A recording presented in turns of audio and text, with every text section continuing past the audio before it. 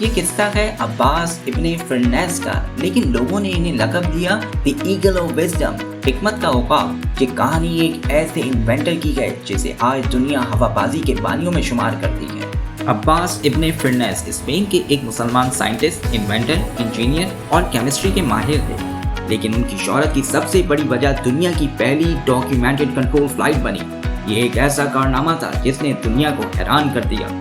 عباس ابن فرنیس وہ شخص ہے جس نے نہ صرف اڑان بھری بلکہ محفوظ لینڈنگ بھی کر کے دکھائی۔ لوگ انہیں اسپین کا لیونارڈو دی وینچی کہتے تھے۔ He was basically a Leonardo da Vinci before Leonardo exists۔ وہ سوال پوچھتے تھے کہ پرندے کیوں اڑتے ہیں، آخر ان کے پروں کا راز کیا ہے، اور پھر انہوں نے فیصلہ کیا کہ وہ خود اس راز کو آزمانا چاہتے ہیں۔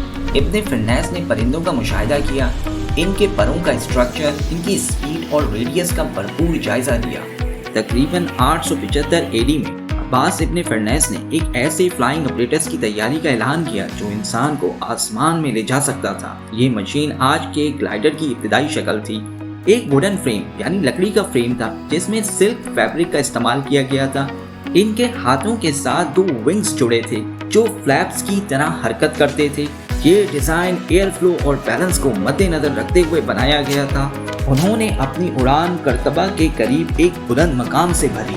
پورا اسپین حیران تھا، لوگ جمع ہو گئے، سب کی نظریں آسمان پر اور شخص پر جو ناممکن کو ممکن بنانے والا تھا۔ جب ابن فرنیس نے چھلانگ لگائی تو لوگوں کے دل رک گئے۔ جی ہاں، ایک انسان ہوا میں اڑ رہا تھا۔ کچھ دیر انہوں نے ناقابل ذکر پرواز کی اور زندہ زمین پر واپس اتر آئے۔ یہ انسانی تاریخ کی پہلی ریکارڈ شدہ پرواز تھی جس میں انسان نے زمین سے اڑ کر زندہ لینڈنگ کی، لیکن جب وہ نیچے آئے تو انہیں کچھ چوٹیں آئیں۔ انہوں نے اڑان کے بعد خود اعتراف کیا کہ اگر وہ ٹیل جیسا بیلنس دینے والا کوئی حصہ یا پارٹ شامل کر دیتے تو لینڈنگ پرفیکٹ ہو جاتی۔ ابن فرنیس کا یہ بھی کہنا تھا کہ birds do not just flap wings, they control their landing with tail movement، یعنی پرندے اپنے ونگ سے نہیں بلکہ اپنی ٹیل سے یعنی دم سے لینڈنگ کو کنٹرول کرتے ہیں۔ آج کے گلائڈر اور ایئر پلین بھی ٹیل کے بغیر لینڈنگ کو کنٹرول نہیں کر سکتے۔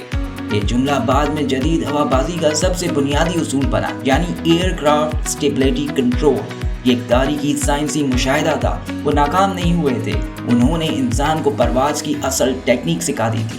ان کی کامیابی نے مسلمانوں کی سائنسی دنیا میں انقلاب برپا کر دیا۔ ابن فرنیس نے شیشوں کو شکل دینے کی مختلف ٹیکنیکس ایجاد کی، آسمان پہ ستاروں کے حرکت کے ماڈل پیش کیے، وقت بتانے کے آلے ڈیزائن کیے۔ ابن فرنیس نے کمرے کے اندر ایک ایسا آسمان بنایا جس میں ستارے حرکت کرتے، بادل بنتے اور بجلی کی گرج بھی سنائی دیتی، یعنی 800 سال پہلے VR سیمیولیشن ہے نا۔ یہ بات زبردست، یعنی virtual reality simulator, that is impressive.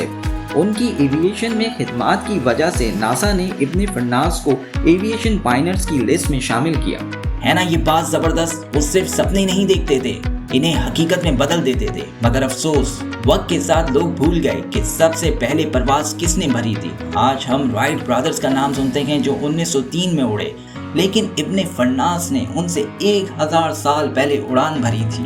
اسلامی دنیا کے اس ہیرو کے نام پہ عراق میں ایک ایئرپورٹ موجود ہے۔ چاند میں ایک پہاڑ کا نام ابن فرنیس کے نام سے رکھا گیا ہے، یعنی ابن فرنیس کریٹر۔ اسپین میں ایک پل ان کے نام سے رکھا گیا ہے، وہ انسان جس نے آسمان کے دروازے کھول دیے لیکن تاریخ کے صفحات میں کہیں کھو گیا۔